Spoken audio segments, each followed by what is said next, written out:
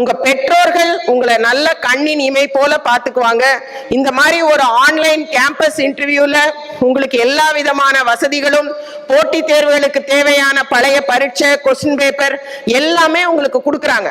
நீங்க பண்ண வேண்டியதெல்லாம் உங்க கருத்தையும் கவனத்தையும் சிதற விடாமல் தேர்ந்தெடுத்த அந்த பணியை மட்டுமே குறிக்கோளா வச்சு, முதல் தடவை கிடைக்கலையா பரவாயில்ல, ரெண்டாவது தடவை கிடைக்கலையா பரவாயில்ல, தோல்விகள் மட்டுமே உங்களை வெற்றி பாதைக்கு ஏற்று செல்லும். இன்னைக்கு இருக்கக்கூடிய மாணவ செல்வங்களுடைய பெரிய பிரச்சனை என்னன்னா, தோல்விகளை அவங்களால ஏத்துக்க முடியல.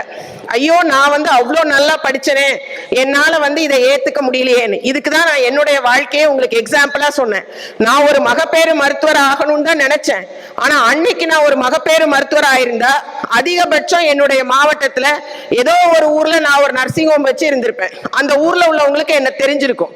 ஆனா இன்னைக்கு நான் அரசுக்கு தேர்ந்தெடுத்த இந்த பணியில இருக்கிறதுனால இன்னைக்கு என்னால இந்த மாவட்டத்துல உள்ள எல்லா குடும்பத்துக்கும் ஏதோ ஒரு நல்லது செய்யக்கூடிய அளவுக்கு என்னை உயர்த்தி கொள்ள முடிஞ்சது.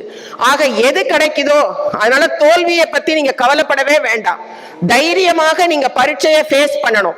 முதல் தடவை கிளியர் பண்ணலன்னா ரெண்டாவது தடவை பண்ணலாம், ரெண்டாவது தடவை பண்ணலன்னா மூணாவது தடவை பண்ணலாம். ஆக தோல்விகள் மட்டுமே உங்களை மென்மேலும் எடுத்து செல்லும்.